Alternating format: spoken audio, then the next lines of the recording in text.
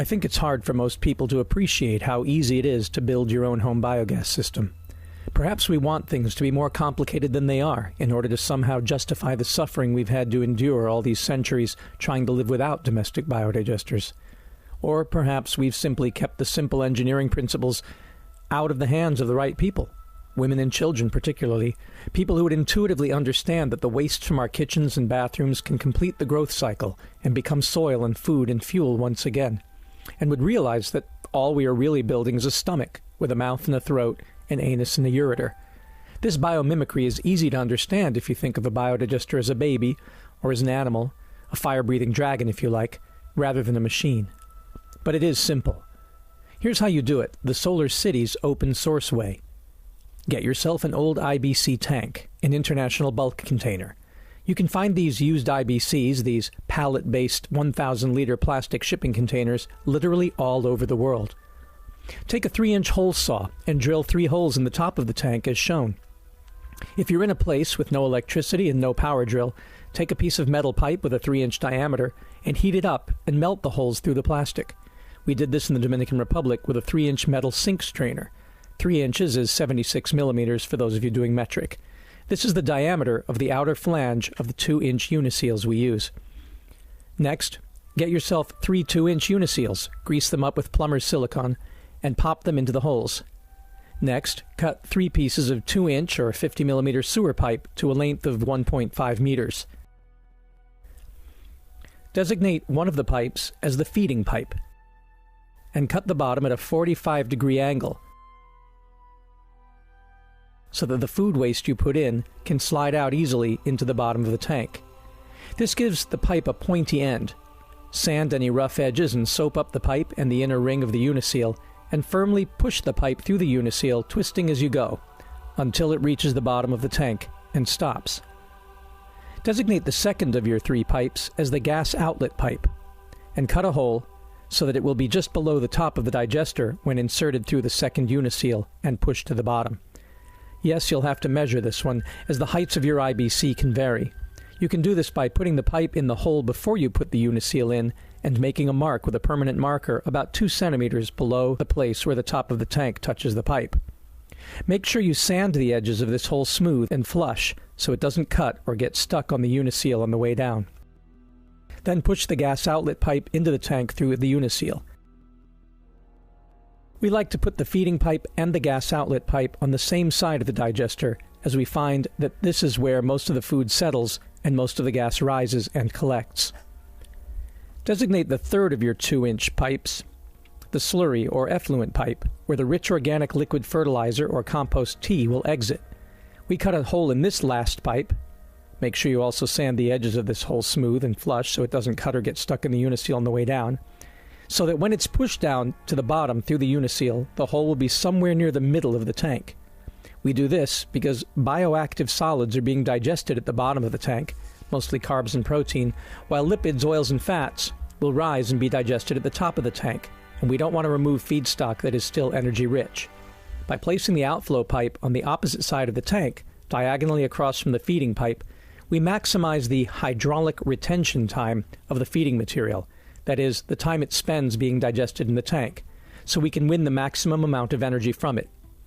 Since our digesters are a kind of plug-flow digester design, the food we push in one side of the tank is slowly shoved to the other side of the tank when new material is added. But the fertilizer we force out with each feeding has had the best opportunity to get digested, and because we draw it from the middle of the far end of the tank, it comes out as a liquid that is nitrogen and nutrient-rich, but doesn't clog pipes. The sludge can stay in for years and years, and only rarely needs to be pumped out to make a solid compost. With these 3 pipes in place, you're basically done with the digester. The rest is plumbing. First, we want to take care of the gas outlet pipe. The 2-inch pipe sticking up above the digester ensures that the gas outlet is well above the water line and is wide enough that manure or other solids you may have put in to inoculate your digester don't clog the pipe and stop the gas from coming out. At the top of this pipe, we put a 2-inch to 1/2-inch PVC reducer, a 1/2-inch PVC ball valve, an elbow, and a 1/2-inch barbed hose connector. We don't glue these on in case we ever need to remove them to clear any possible clogs should they arise. For the fertilizer outlet pipe, we first cut off about 5 centimeters at the top, and then attach a 2-inch T, a piece of 2-inch pipe, a 2-inch elbow, and a drain pipe leading to the fertilizer bucket. Every time you add ground-up food waste and water to the system from the feeding end, an equivalent amount of bioslurry will be forced out, because the 90-degree part of the T is lower than the feeding pipe. So whenever it's filled, the fertilizer pipe will overspill and drain into the bucket. The open sky-facing part of the T ensures there will be no vapor lock. Otherwise, you'll get a siphoning effect, such as we experienced when we built one with an elbow instead of a T in Swaziland. A siphon will drain your tank in no time, but with a T, the system automatically regulates. The fertilizer that results is perfect for hydroponic and aeroponic gardens, diluted with gray water 10:1. You should never have to buy fertilizer again. Finally, we put a funnel onto the feeding pipe where ground-up kitchen scraps, old banana peels and plate scrapings and whatnot, are poured. Unlike most compost piles, there is no food waste that you can't put in. Fruit and vegetable rinds, cooked food, meat and grease, you name it. You just have to grind or mash it up and mix with water. Dirty or soapy water is fine, so that it will fit down the pipe without clogging. In the Dominican Republic, we used 5-gallon water jugs cut in half as our funnels. If you build your digester lower than your sink and install a food grinder, hook up the outlet of the grinder directly to the feeding pipe. Just don't forget to have a pipe or hose attached to a T to prevent a vacuum lock. Of course, this digester doesn't store gas, so for that, you'll need some other form of storage. We tend to use PVC balloons or bladders, basically plastic bags, connected to the tank with clear plastic tubing. They work just fine.